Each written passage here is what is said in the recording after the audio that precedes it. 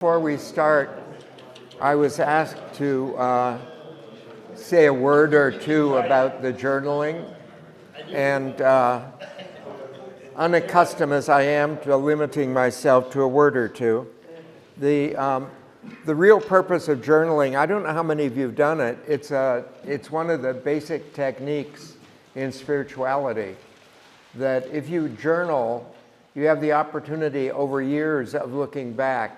And it's kind of like, it's difficult in a human life to see you're making progress when you're in the middle of it, you know? When it's all over, you'll know, but that's too late. So the idea is to find some way you have touchstones in your development that you can see there's progress. And it's the same thing, the priest I'm with in San Luis Obispo, dislocated his knee, and once he got his knee relocated, he was in a walker for about 2 months. He was on crutches for about 4 months. Because he's had that happen a number of times in his life, and he's terrified now of falling. Okay, so but he would never notice any progress at all, because you don't see progress that way.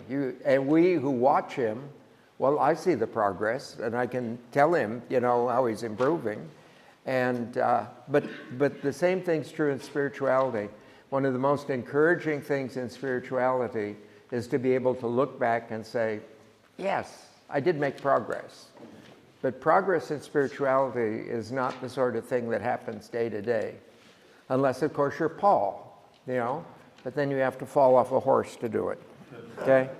So we're beginning with the epistle to Peter, first epistle of Peter, and chapter 1, verse 6. And I'll mention it to you because I do not use notes. I have dyslexia, and I have a great difficulty reading. So I read the text out of the book because I can follow that pretty well. It's short, but I do not use notes. And I understand that I rather consistently referred to Peter as Paul, okay? I really don't think either of them would be offended, but the fact of the matter is, you know, no, I actually know the title of the letter. I told them I should share this story with you. I gave a almost 2-week teaching to all the Methodist ministers in California on the Epistle to the Romans. And we went to a retreat house in San Francisco area, magnificent place. And it's called Bethany, I think. But anyway, we went through the whole thing. And they informed me at the end, they said, do you mind if we edit the tapes? I said, no. I said, it doesn't matter to me. What are you going to do? They said, you consistently referred to Luther as Hitler through the entire...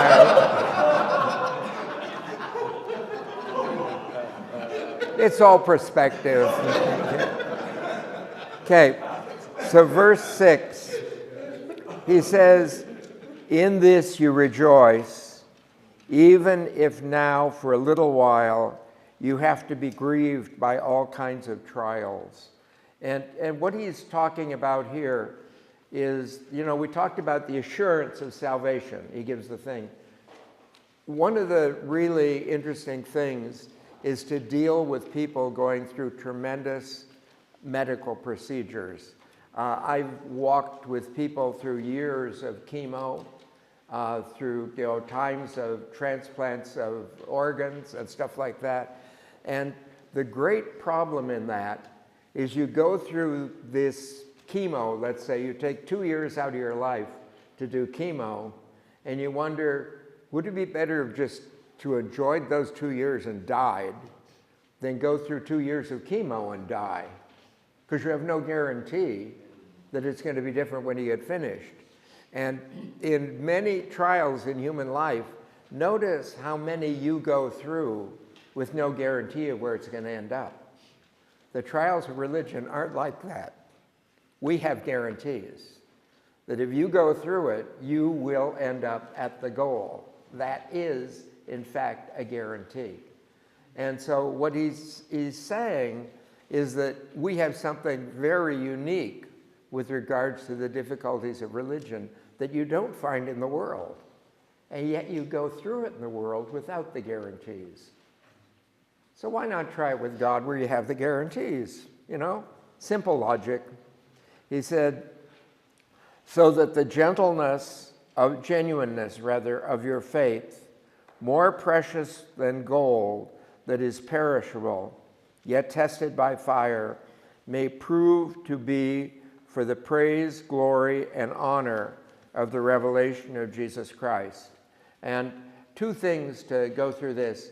For the revelation of Jesus, remember that when God decided to come among us, he had to come in human form. And God did not choose to come among us as an angel. He came to come among us as a human being. And the only difference between Jesus and you is the falling in temptation. It's very clear in the scriptures he had temptations. He didn't fall, but he had the temptations. But if you could erase sin from your life experience is absolutely not different than that of Jesus. And why that's so important is you and I are the ones whose job it is to make Jesus present in today's world. And we think to ourselves, well, Jesus was so much more qualified. The answer to that is no. Jesus has given us every single thing. You and I fall sometimes to temptation, but he also gave us a way out of sin. So you and I are as equipped for this as Jesus was himself. And people should come to know Jesus Christ through us. I don't know how many of you have ever been involved in the catechumenate, but one of the really interesting things in the catechumenate, I think everyone should go through it at least once in their life. If you aren't going to be a convert, try and go through it as a sponsor or one of the teachers or something, but be involved in the catechumenate at least once in your life. One of the most powerful things that goes on in that is you will listen to the stories of how people came to the faith. And you will be surprised at how many stories involve a person they never spoke to, a person who never knew they influenced them, people in little tiny things, all kinds of little things. And you come to the realization that people who listen to preaching are already converted. That's not the issue there. How do we convert the rest of the world? By being nice. It's that simple. People should encounter you, and their lives should be different from having met you. That's all. And that's what happened with Jesus. He picked up these 12 relatively ignorant fishermen and took them with him, and all they did was wander around with him. And once they wandered around with him for a while, you have Peter, Andrew, James, John, monuments to the power of the faith. The people who spread this gospel so far that there's nothing like it in all of history. It is still moving through history and advancing. It is still. It's an amazing thing. And what did it come from? It came from walking with Jesus. Every person who walks with you for any length of time, for any reason, should have the feeling they have walked with Jesus. Okay? It's not necessarily what you say. It's just the way we live. And that's the key to drawing people in. Once they're in, teaching is the key to growth. But teaching doesn't bring people in. Living does. So, he says, for the revelation of Jesus Christ, whom without having seen you love, and although not seeing him, believe in him, you rejoice with inexpressible and glorious joy. And again, this thing of joy and happiness. Joy should be a part of the Christian life. I'm a great student of Pope Francis. But anyway, one of the things he said in a homily, he was talking to a group of nuns, in the city of Rome. So they're nuns who work in Rome. And he was giving them a retreat. And he mentioned in the retreat, he said, most nuns I have met appear to me that just before they met me, they gargled with vinegar. Okay? And what he's saying is, what kind of witness are we giving? I don't know how many of you are Eucharistic ministers, but particularly on Sunday, daily Mass is a very different thing. But on Sunday, you have people come up and you just read on their face, you know, damn it, I'm here, so he can't send me to hell. Give me communion. Okay. Peace be with you. Yeah. But you could just read on their face, there's no joy, they're about to receive Jesus Christ.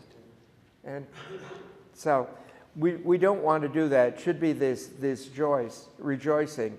And he says, and believing, you know, people have a very sad understanding of faith. As a human being, you live most of your life in faith. And you get in the car, you turn the key with the absolute belief that General Motors doesn't want to kill you. You're usually right. But sometimes turning on a key is the last thing people have done. You get into your bed in a hotel in the presumption that it's been built according to codes. You're usually right. But I remember one time in Turkey, I was in there, and next door they were putting up a hotel, and one of the people in my group was an engineer, and he was in his room watching them put up the hotel. He says, you have to put me in a room where I can't see that. What they had done is when they went up, they must have run out of rebar, and they replaced it for 2 floors with bamboo. And then above that, it was rebar again. I moved, you know. We went to a new hotel. I've never seen anything like it. But this idea, you and I live a life of faith. If you have faith in General Motors, why is it difficult to believe in God? If you have faith in an architect, why is it difficult to believe in God? You know, this whole idea that understand everyone's life is backed with faith. You know, I probably work on a computer maybe 8 hours a day because I do a lot of writing and stuff like that. And the fact of the matter is, and I personally am an advocate, I need to say that right now, the person who invented spell check should be canonized. I have no idea who that person is, but they should be canonized. But anyway, in working on it, I know nothing about a computer. Like I phoned the guy who helps me yesterday as I was leaving. I said, I have 400 pages of typed text. I said, would you come up and hit the button that prints it? I don't know how to do that. He says, okay. He said, did you save it? What? He says, you have to save it, or he says there's a chance that something will happen, it's gone. I said, you might show me how to do that when you come back, okay? If there's anything there when you get there. So he says, attaining the goal of your faith, the salvation of your souls. And the goal of our faith is not that you and I should be saved, because that has been done. The goal of our faith is the realization of this thing. That, you know, the idea of,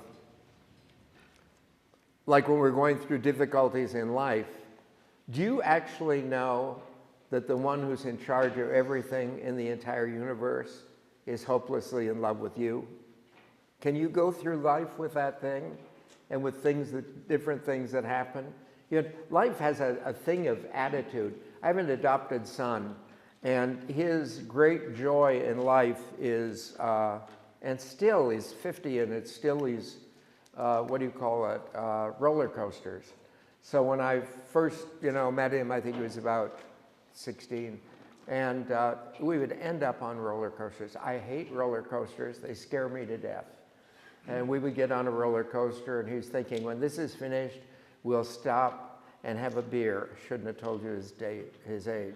And we get on, and I'm getting on in the sure knowledge we're all going to be killed. And he enjoyed the entire ride. We get off, have the beer, and I was miserable for the entire thing. And it occurred to me, if we were killed on the ride, he still would have enjoyed it up to where we were killed, and I would have been miserable. And what is it? It's simply his belief in how it's going to turn out. Well, you know, you and I, the most solid part of our belief is my life will turn out well. Not that there won't be problems, because as I told you, God loves me in the same way he loves Jesus. God's love of Jesus did not prevent the crucifixion or the problems or the difficulties, but God's love for Jesus guaranteed that when it was all over, he was seated at the right hand of the Father. That's the same guarantee we have. Our guarantee does not cover the things go on here, but we just have a lifetime, and trust me, the older you get, the shorter it looks. But we just have one little lifetime. But for all eternity, we have this throne in heaven. So we should be able to walk the world in a great peace and joy, knowing this. He said, concerning this salvation, the prophets who prophesied about grace, about the grace that was to be yours, searched and investigated diligently. Okay? So the prophets, and what he's talking about, the prophets are the Jewish prophets. He said the Jewish prophets were looking at this and everything. And what he's really getting at is that the prophets of the Old Testament, Isaiah, Jeremiah, they were holy men, great people, and they studied the scriptures diligently. And they worked on the scriptures, and they listened to God. And show that was all for us, because they never saw Jesus. So that didn't prepare them for Jesus. They weren't around for Jesus. And all of that. And it's like God saying to you, look what I've prepared for you. You know, that I've told you I do a huge amount of traveling. If nothing else, traveling gives you appreciation of coming home when you go to the United States. You travel around, you enjoy places and stuff, but they are never quite what you're coming home to. And it's a remarkable thing that I may have mentioned to you I have cancer. And I remember the first time I had to get, it was the very first surgery I ever had. And I had to go in the hospital for the cancer surgery. I think I was in my 60s. And so we're going in, I'm going down the hallway. And I was thinking, there's two ways to think about this, about the operation you're going into and how it might turn out, all this sort of thing. The other thing to think about is, I could be in Ethiopia. You know, that you and I should learn to be thankful for what we're involved in here. You know, no one gets an easy life. I don't care who they are. When I was a youngster, I had a lot of idols that I thought were really, you know, great people. Everything was going well for them. To a person, they were all suicides. People like Marilyn Monroe, who looked, everything was perfect in her life. And all, well, if it was perfect, why did she commit suicide? But these people, we think things are going on well. Nobody has an easy life. Our guarantee is how it will end. That's what we have. But nobody gets an easy life. Okay? He said, so they inquired about all this stuff. They inquired about circumstances and timing, which was the Spirit of Christ that was within them, indicated. Their spirit gave them witness in advance to the suffering that were to be Christ's and the glory that would follow. He says, just search the prophecies. The prophecies told you all the way through that Jesus would go through sufferings, the Messiah would, and then would come to his glory. And the prophets did not make a big deal of that. And why did they not make a big deal of it? Because that is every person's life.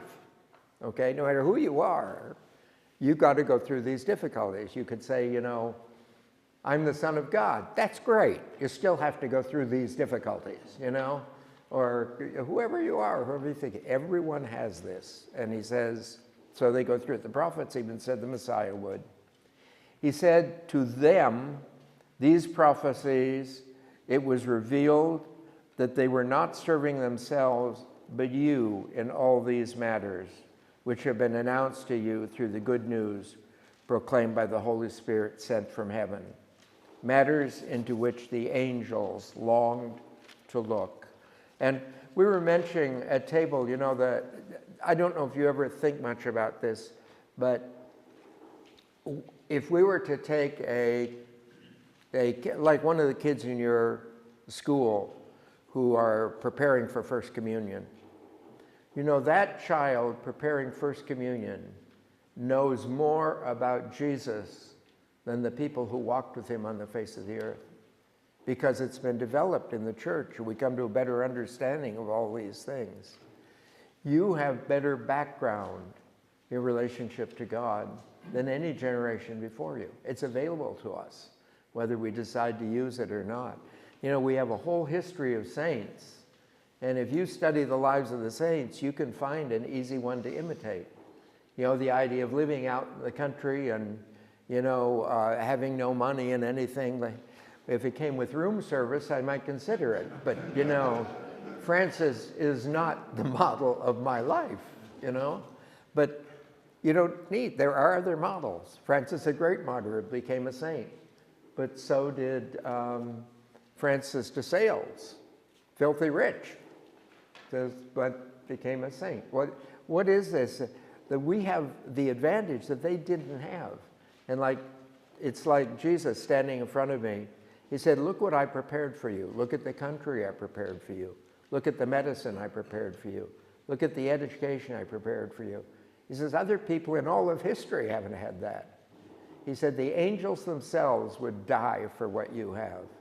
And why is that? Do you know when Jesus died on the cross, he redeemed us? Did it ever occur to you he never redeemed the angels? And you think of them as so much more important than us and so much higher and stuff. Salvation never touched the fallen angels. They're lost. Why us? Don't ask. Okay?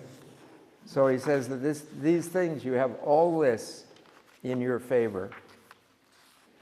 He says, therefore, gird up the loins of your minds, being self-controlled. Place your hope completely on the grace that is being brought to you at the revelation of Jesus Christ. So he's saying, therefore, he said that this gird your loins is a term that is used in the, in the world in which they lived to begin a project. Gird your loins could be the very thing you were told by the coach before you went out to wrestle, or before you went to a game, or a farmer before you went to work in the field. Or that this gird your loins, he used to wear very, very loose, you know, long clothing that would be in the way if you did anything. So this idea of girding your loins. So he says, because of all this, he says, gird the loins of your minds. He said, allow these promises of Jesus to be a part of yours. And remind yourselves, you know, that I remember one of the things the doctor had to do before you go in. You know, the doctor has to tell you everything that might go wrong. The insurance companies require they do that so that you aren't surprised if you die.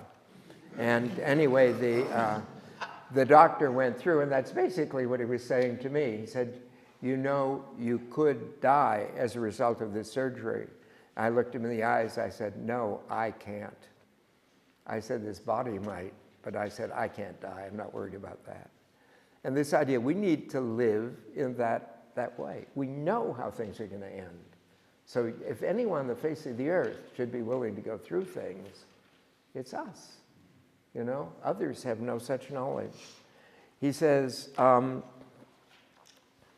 being self-controlled. I think this is one of the, you know, you don't see a lot of this in the world. When you're in the, well, my parents did a lot of it with me.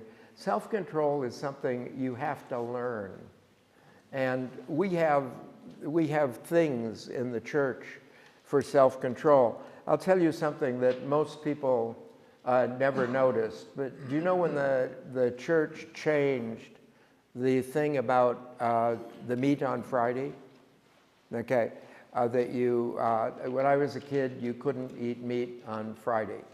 And the reason for that is to teach you discipline, okay?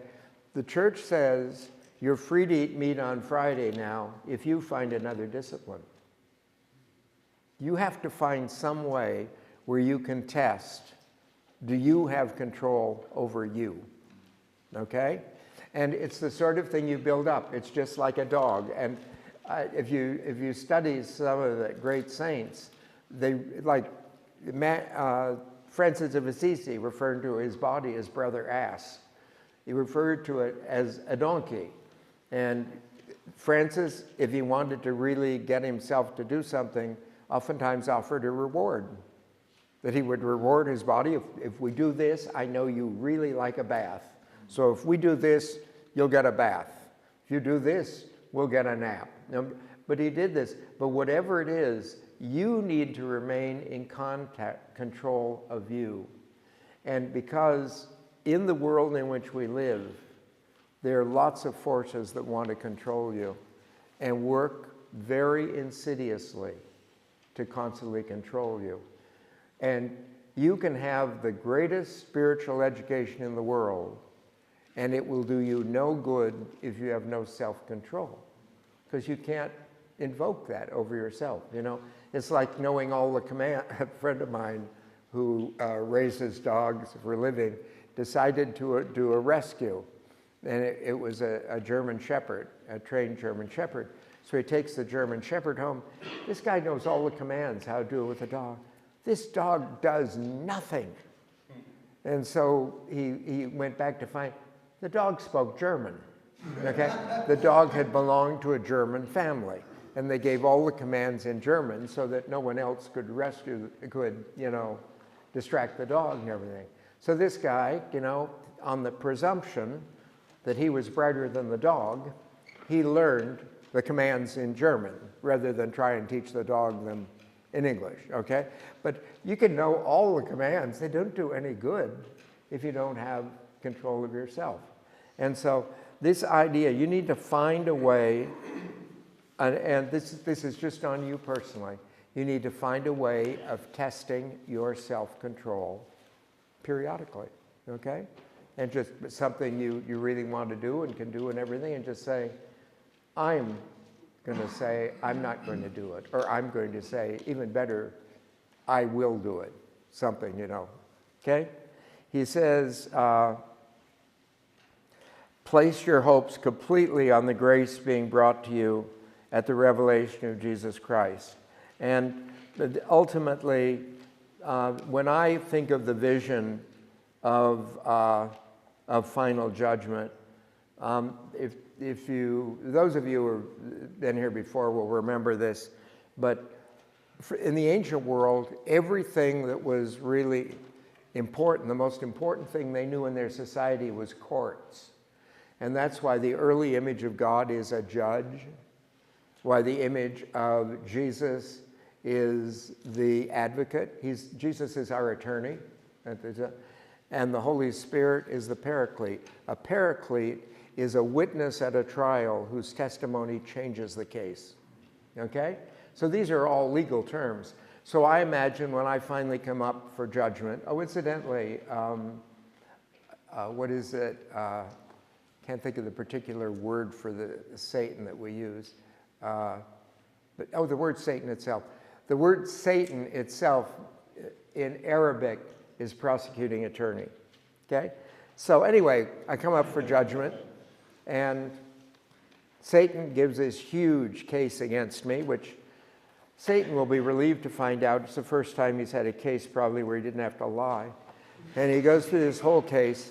He gets all finished, and Jesus, luckily my lawyer is the son of the judge. But anyway, Jesus looks up at the judge, and he says, all that's true, but heaven would not be heaven if he's not there with me.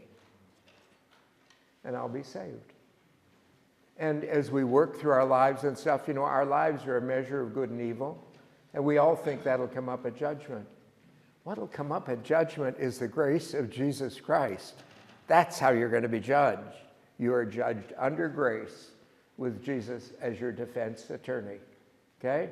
And so forget all about this punishment thing and get on with self-control and living the gospel. Just get on with it, he says, okay?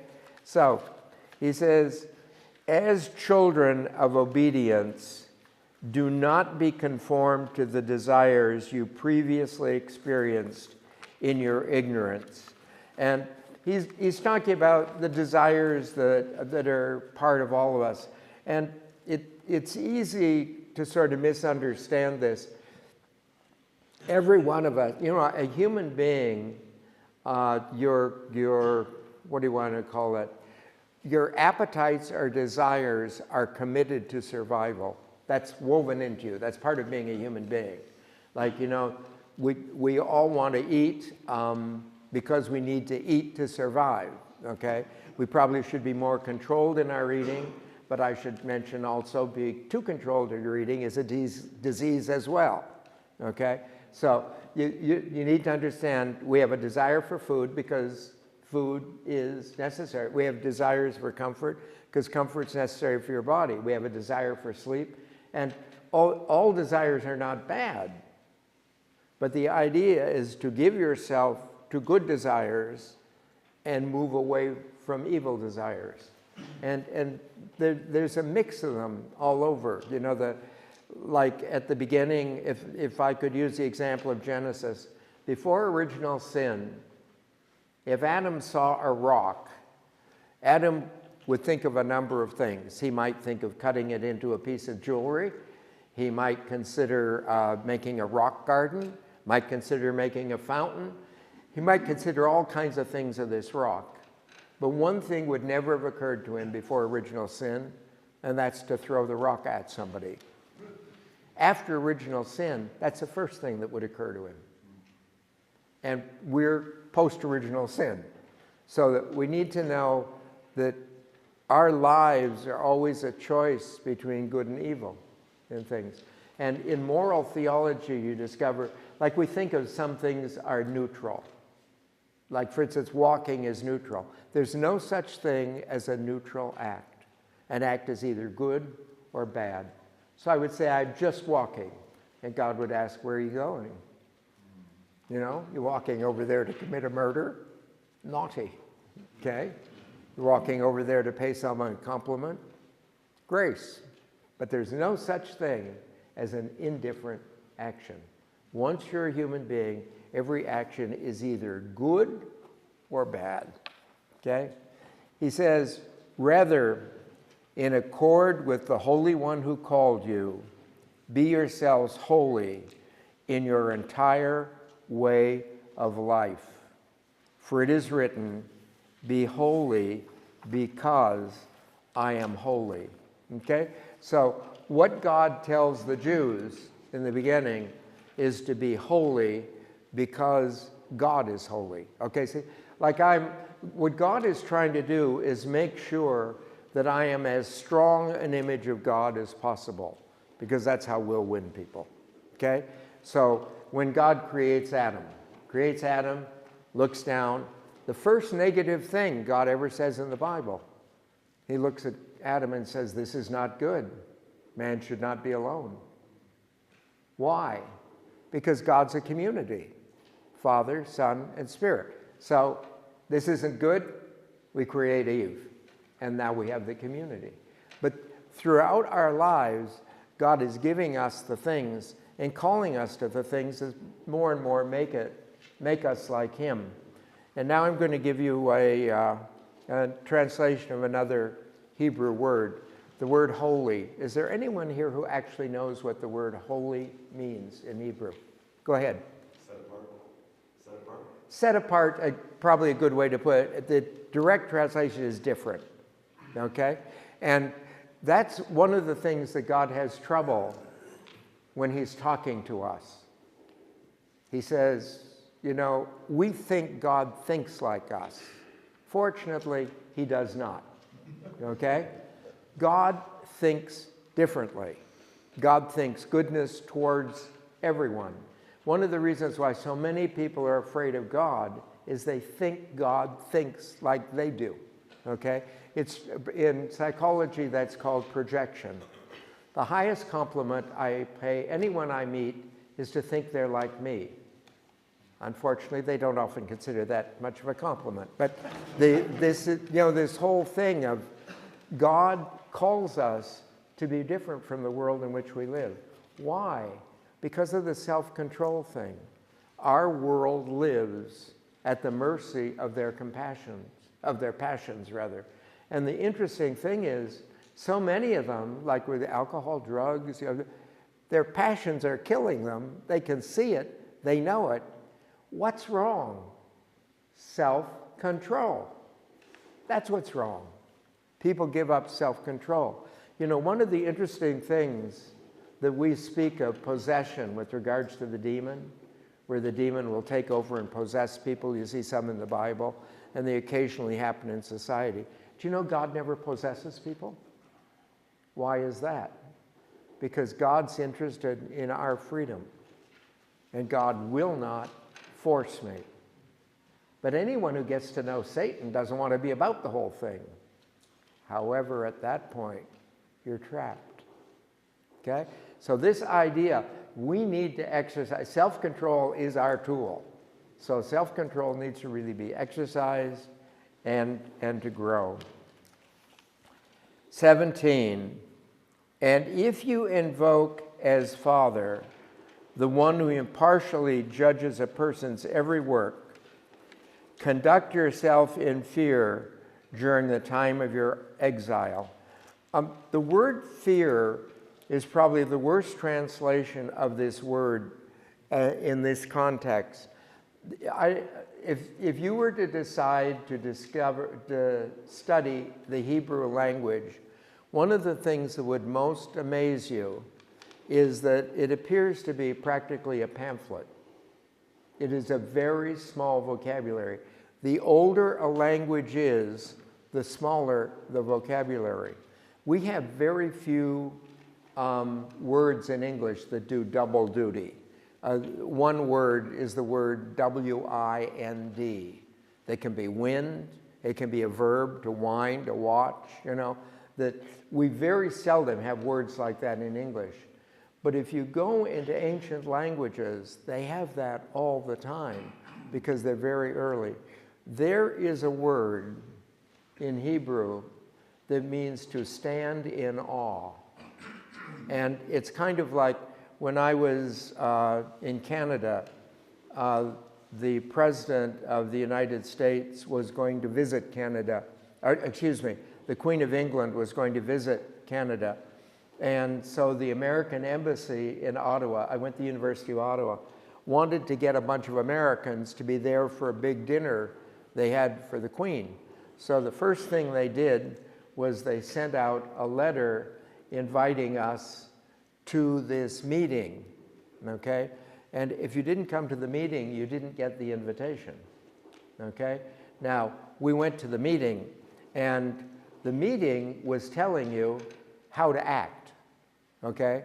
I don't know how many of you have ever had dinner with royalty, but then you probably should know all this. But one of the things, you never touch them. If she falls, let her go, okay? There are people who are appointed to catch her. You do not ever physically touch the Queen under any condition. Secondly, you go with the conversation she dictates. So she, you know, the weather here in California is really wonderful. Why are your children's marriages so messed up? No, you don't do that, you know? You go with the weather, okay? You go with whatever she talks. And then to sit down to the meal, there must have been 20 utensils on each side of the plate. And you work back and forth for the set utensil, you know? It works, and this whole thing is all set up. I've never eaten so little in my entire life, you know? That you go in there, but why do you do it? You don't want to make a fool of yourself in this surrounding. You'll never use this again, you know? I don't think. And so, but this whole thing, am I afraid of the Queen killing me? No. The only old ladies I was afraid of were my teachers in grade school, okay? So I wasn't afraid of the Queen killing me, but I had to live with the fact I didn't want to embarrass myself or the Americans. Or, you know, so you act, and that's what God wants. You and I should be so impressed by God that we want to please God, not that we're afraid of him. You and I, as believers and baptized, have no reason to ever fear God. And if you watch in the scriptures, every time there's an initial encounter, like with angels, they'll always say, don't be afraid, don't be afraid, don't be afraid. And they cannot understand why we live in fear of a God that is so much in love with us that he redeemed us and did not redeem the fallen angels. The angel says, if anyone should be fearless in the presence of God, it's you, not me. You know, this whole thing of what it is to sort of accept this. So we should be able to conduct ourselves with this kind of fear of God. Okay, why don't we stop it here and see if we have any questions? Just a second, I need to write this down or we'll never find our place again. This is still chapter 1. Well, I guess we'll pick it up at 17.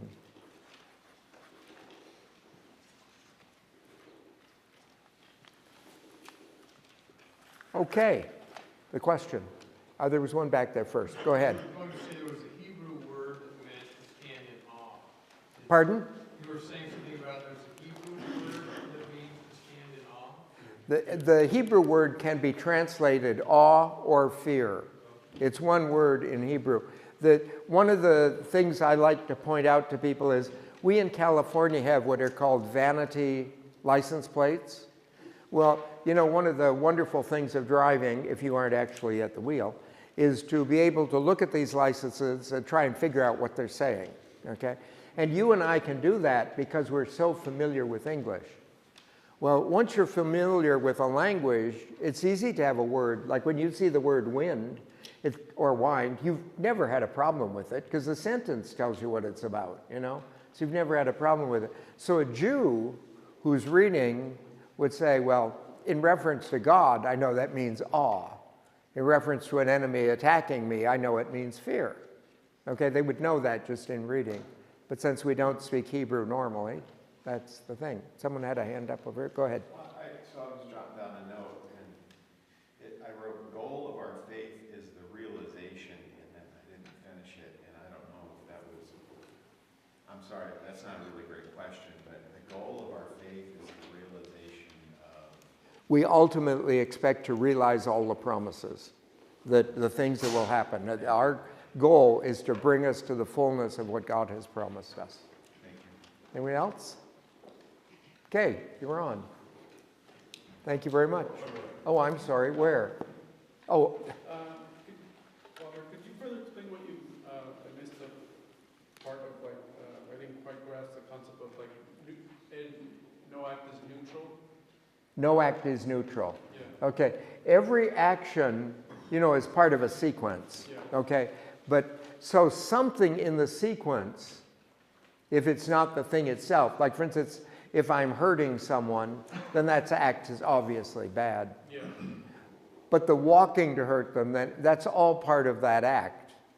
Okay, and so nothing you do is neutral. So let's say you go to bed at night just, you know, to take a, understand your breathing is a good action because that's prolonging your life where you can, you know, serve the Lord, and you aren't even conscious of it. But it is a good action, okay? And you probably do 1,000 things a day that are good without even knowing it because they're just a part of your life. Virtue is supposed to be that way in your life, that ultimately everything that's good you integrate so much so you do it naturally. Now, who's the best example of that was Francis de Sales. You know, how many people pushed down on the street, visibly, honestly pushed down, will laugh about it, about themselves being clumsy. You might think about that and do it later, but you're going to punch the guy initially, okay? So, but you can reach a point where this is the habit. That's what you see in the life of Jesus. These sort of things are not things he makes decisions about. But if you make the right decision over a period of time, it becomes a habit. That's the way a human being works. Okay? You're on. Thanks much.